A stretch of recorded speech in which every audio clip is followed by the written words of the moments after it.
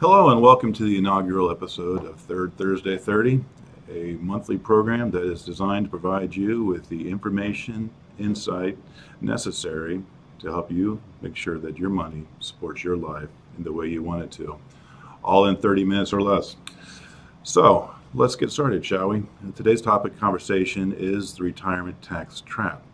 And the retirement tax trap is something that I've noticed over the years. You see, since I started practicing law, and about 30 years ago now when I started it, I've helped more than 30, 40, 50, many thousands of people.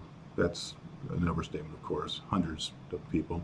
But I've seen a trend that's developed over the years, and that trend is that there has been a lack of focus on the effect of tax-deferred savings. This lack of focus on tax-deferred savings has caused people to jeopardize both their current and their future family life. And so one of the things I want to talk to you about today is that retirement tax trap and how it can be avoided. So if you bear with me as I stumble through this a little bit, I spent the last half hour fighting with my microphone and found out that the nice expensive one that I bought is not working. And so I've got one that kind of sounds like I'm talking through a tin can. As we continue to evolve these presentations, this is going to get better. But that's life, right? We push forward and move on. So let's talk a little bit about the retirement tax trap and what it means for you and your family. So the retirement tax trap is the result of the savings methods that we have been following since the 1980s. The 1980s is when the 401k was developed, and the 401k has put everybody's focus on tax-deferred investing. Our conversation today is going to focus on the pros and cons of that tax-deferred investing, but primarily on the cons, because you're going to find out through the course of our conversation today that the impact of tax-deferred investing can cause you to take greater risk during your life for your financial accumulation, as well as in your future as you're looking to try to produce income from that money. And so without further ado, let's start with the case against tax-deferred investing. So no good presentation is official without a PowerPoint presentation, so we're going to show us a little bit of pictures here. Besides that, then you'd get tired of looking at my mug for 30 minutes, right? So let's talk about the problems of tax-deferred investing. You see, there are certain undeniable truths that we must be attending to as we look toward the next 20, 30, or even 40 years for some of you in your retirement. And that is that there are social, economic, and political factors that come to play that are causing us to have a very high risk that fundamental planning assumption that you have made that your tax rates will be lower in retirement is incorrect. So, as any good lawyer, I'm going to put on the case today, the people versus the financial industrial complex. And you're the jury. At the end of this, you guys get to make the decision for yourself what you believe it is.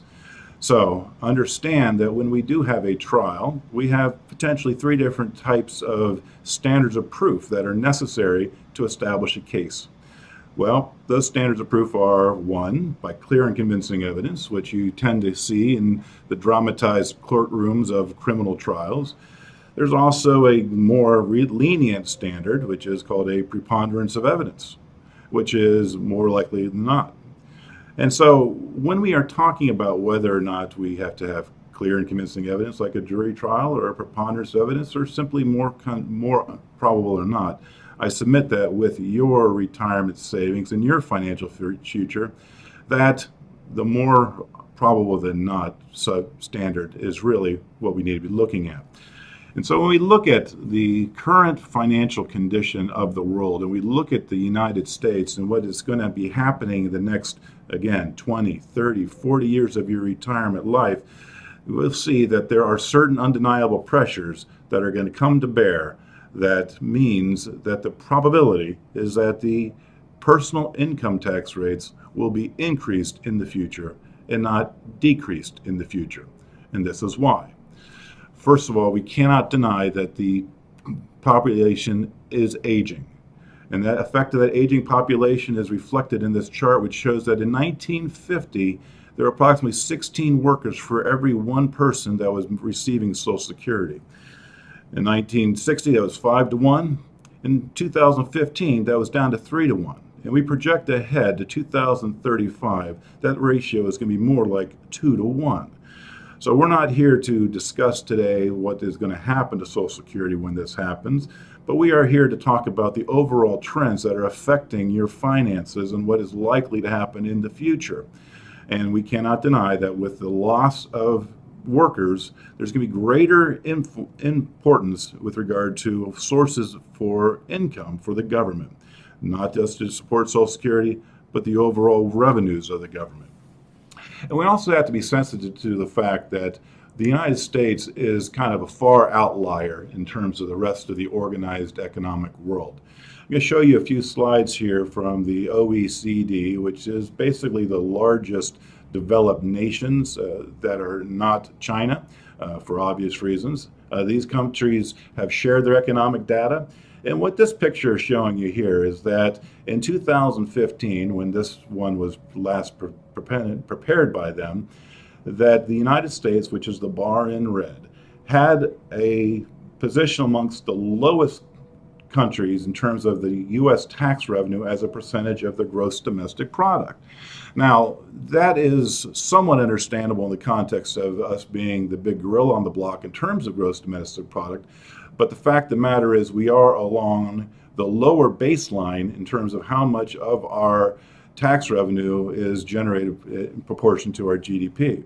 And this was not a one-off situation. If we look historically, we have always been along the lower edge of the countries in terms of tax revenue as a percentage of the gross domestic product.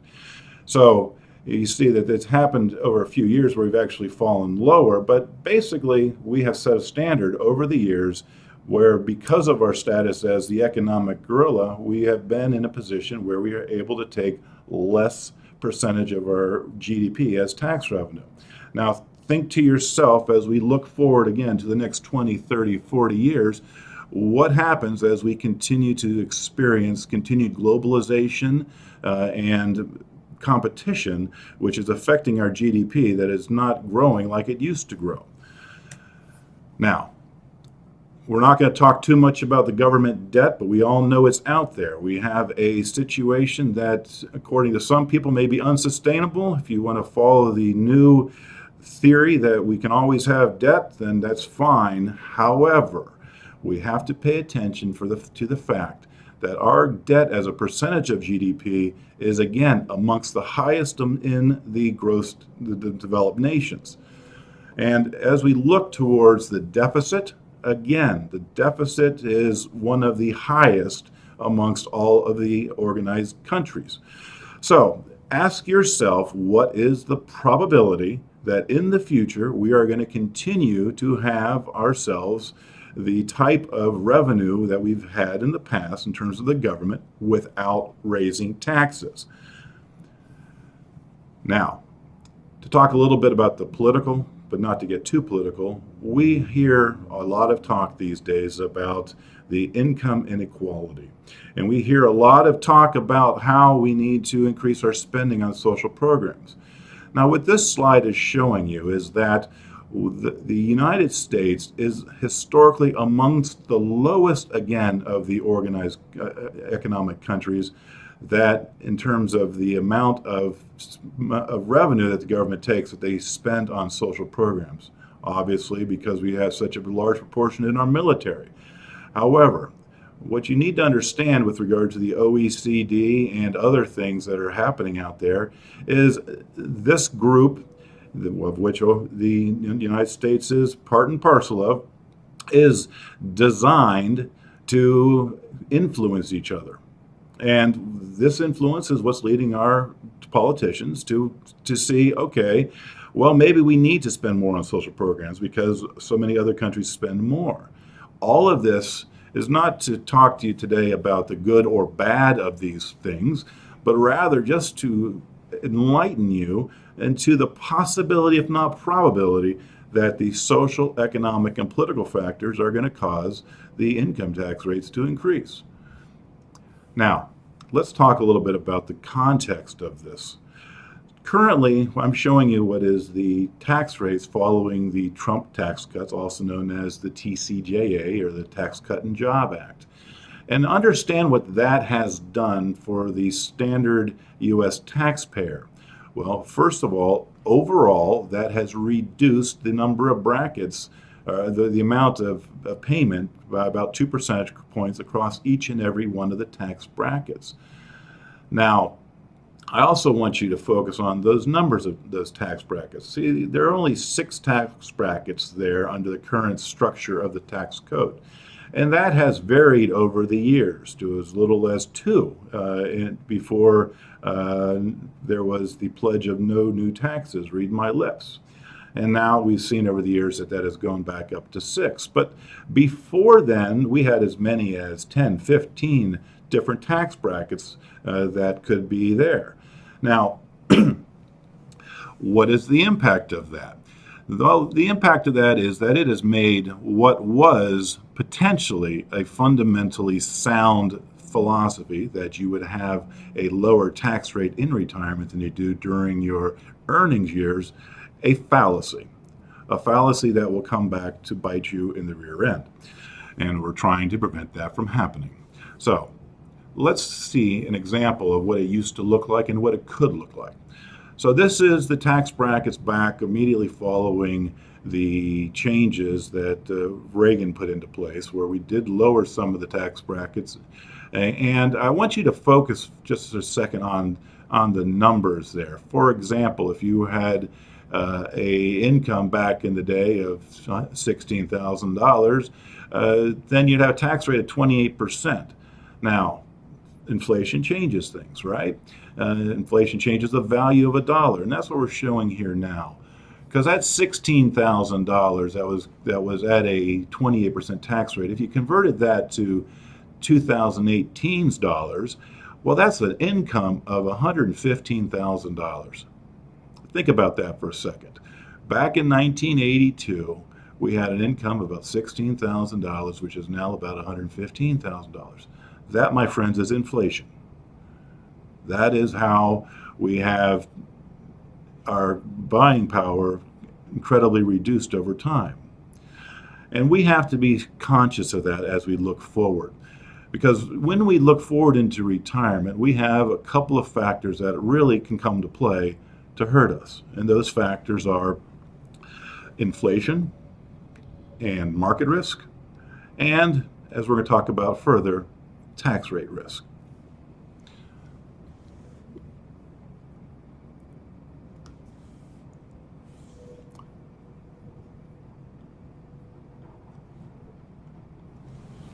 You still with me? I'm fumbling through some of this stuff, trying to make my technology work here. But even if I haven't made the case to you that tax rates will go up simply from economic, demographic factors, understand that investing in this tax-deferred environment has a double-edged effect. Okay, you hear a lot as you're accumulating about how you should invest in that tax-deferred environment to get the benefits of that. Now, what I'm about to show you is how that double-edged sword will get you. Okay, so let's talk about what happens if tax rates remain the same. Because one of the things that happened as a result of the Tax Cut and Job Act has been a fundamental change in the tax structure. Actually, it wasn't the Tax Cut and Job Act, but it's part of that ongoing conservative movement over the years to flatten the tax brackets, to have more income under the same tax rates. And so what's happened by that is we've either going to have a situation where we go back to the old times where we had great graduation of different tax rates, or we're going to stick where we have these very relatively flat type of tax brackets, and that means your income will be stable in terms of whether or not you're in the same bracket or not. Now, what that is going to do is it's going to give us some ability to predict what our income is going to be in the future. Because, folks, what really matter is what's in your pocket after taxes. Okay, and so let's say that we are in a situation where we are in our late 50s. Okay, and we're or maybe mid 50s. We're on that cusp of retirement. We're trying to figure out how to best save our money for retirement. Well, one of the things that people tend to look at that point in time is we're able to do some additional deferral, they call catch-up provisions, that give us the ability to put more money tax deferred. I submit to you that may be the wrong way to go about doing things because of the impact on taxes in the future. Regardless of whether or not tax rates go up, the impact of taxes on your income will obviously reduces what goes in your pocket. And so we're going to talk a little bit about how that looks. So I'm going to share an example with you here. So let's take a second here and think about the situation where we have all of our money in retirement and we have set everything aside in our tax deferred bucket. Now, one of the things that I've seen over the years is people have failed to appreciate the effect of income taxes on their retirement and how that reduces what's going to come into their household. So this is an example I want to show you where we basically have a portfolio where we have an assumed tax rate of 24% and we have a pre-tax earnings rate of 8%, and we're going to be good stewards of our money going forward. What people don't realize is that there is such a tremendous impact of that taxes, and let's take a look at that. So what this calculation shows you, if you can see it, is if that person just kept that $517,000 account through retirement and took the required minimum distributions as a dutiful taxpayer, and perhaps they did not need the money, they just were a good steward of that money when it came out. Because understand that taxes affect people whether we are on the lower end of the equation or we are in the middle income range or we're in the high end of the income range. It affects people in terms of the reduction of their quality of life. So if we kept that money and we did not have to use it and we were good stewards of it and we reinvested it, what this is showing you is that with that $517,000 portfolio, if we lived to the ripe old age of 90, well, if we kept it in that type of an account, we would end up paying taxes over time of close to $775,000 on that $500,000 in our retirement account.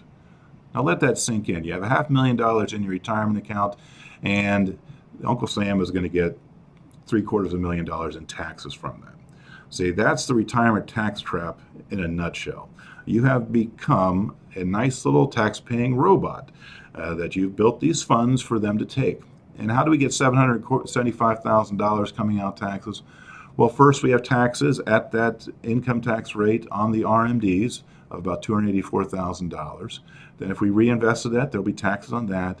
And then, as many people do not realize and appreciate, when you pass away, whatever is left in that retirement account at that time is taxed. And it can be taxed immediately if we mess up and do it the wrong way, or over the life of whoever receives it, which is only going to increase the amount of taxes paid over their lifetime. Now, let's say instead of keeping it in that qualified account, you decide that you're going to convert it to a Roth. In that case, you would be able to do it in a strategic fashion where you would pay approximately $125,000 in taxes during that conversion, and you would never have to pay tax on that fund again, absent the government passing a law that would be unconstitutional. Okay? So, pay me now, pay me later. What people do not appreciate is the fact that their biggest debt as they approach retirement is the IRS. So, not only does it have an impact where we are going to pay taxes in an exorbitant amount over our lifetime if we stay there, as I said, it has the ability, the retirement tax trap, to jeopardize our savings and force us to take additional risk. So again, let's talk about somebody who's in their later earning years and are trying to make sure that they can retire safe and secure.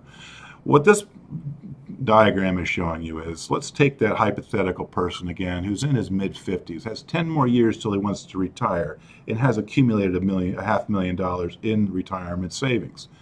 So if we wanted to have a after-tax income of approximately $40,000 a year out of that fund when we are in retirement, then in order to be able to generate enough capital to be able to produce that type of income for a lifetime until approximately 90 at a rate that is what's considered a safe withdrawal rate, meaning you're not expected to outlive your money if you have it at that, which is 2.8% by recent studies. So in order to be able to generate enough capital to generate that $40,000 a year after tax, with $15,000 a year being able to be contributed on top of that $500,000, well, that account would have to chase approximately 11% return on investment. Now, folks, you look to the next 20, 30 years and ask yourself if you think that's a realistic number to chase, let alone whether or not you would be willing to bite off on the risk that it would take to be able to generate that type of return. Now, we need to change our perspective because there is another way. That is not deferring taxes, but actually paying taxes now and moving on into a non-taxable future. So let's take a look at what happens if instead you take that $500,000, you convert it, and you pay taxes on it. So at that point in time, you have about $420,000. You're still making a $15,000 a year annual contribution for the next 10 years. Well, to generate the nest egg you need for that income in a after-tax environment, you only need $776,000 to generate, which means to be able to have the same amount of money in your pocket in retirement that you wish to have, you only have to get a rate of return of 3.53%. Now, which would you rather do? Spend the next 10, 20, 30 years of your life trying to chase 11% return on your investments so you don't outlive your money, or 3% so you don't outlive your money?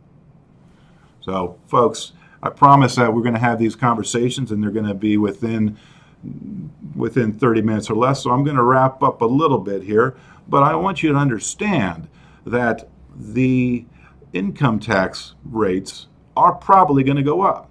And if the income tax rates would go up, then in that prior example, you'd need even more capital, which means you'd have to have even greater rate of return or save even more during your last earnings years. This is why I contend that the retirement tax trap jeopardizes both your current lifestyle and your future lifestyle, because the retirement industrial complex has forced us to look only at tax deferral to the omission of tried and true savings vehicles that would have been a foundation of your retirement savings prior to the 1980s. You see, we're focusing only on tax deferred in our savings, and we need to be thinking more broadly. We need to change our perspective. We need to look at tax deferred vehicles where they are appropriate. We have to look at some taxable vehicles, and most importantly, we have to look at those tax exempt or free vehicles that are at our disposal to be able to assist us in our retirement savings journey. Folks, regardless of where you are in life, whether you're early on in your savings career or you're in retirement or you're in that last push to retirement, you do need to be cognizant and use the various tools for tax control that are within our grasp. We need to diversify amongst account types. You need to use those tax deferred products where they are appropriate. And you need to properly blend those asset bases so that you can withdraw from different accounts in your retirement. You should carefully consider what assets are held in which type of account, and you should be sure to consider all the tools that are available to meet your needs. So, I'd like to take this moment. Thank you for joining me for my inaugural presentation of the Third Thursday 30. I promise this is going to get more refined as we go on. As a matter of fact, I had this nice expensive microphone that I bought for this presentation that worked up until 45 minutes before our presentation today. So, best made plans of mice and men. So, as we move forward, if you do wish to come in and chat with me or contact us by phone, we'll have a conversation regarding some of your options. I've given you information. I told you the Third Thursday 30, our job here is to give you insight and information to make sure that your money supports your life the way that you want it to. Now it's up to you to take action. If you'd like to take action, you can contact us to do that, or I'd invite you to go ahead and chat with any of your advisors if you have, to make sure that you are being properly protected against the retirement tax trap. So, feedback other than, boy, that microphone quality was not good, I appreciate that in the comment box below. And anything you'd like to talk about in the future, please let us know as well. We've wonderful getting suggestions from the crowd.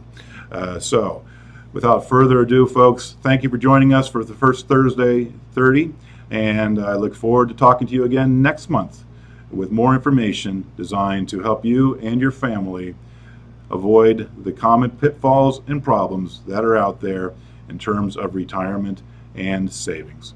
So, have a good afternoon. Look forward to seeing you next month.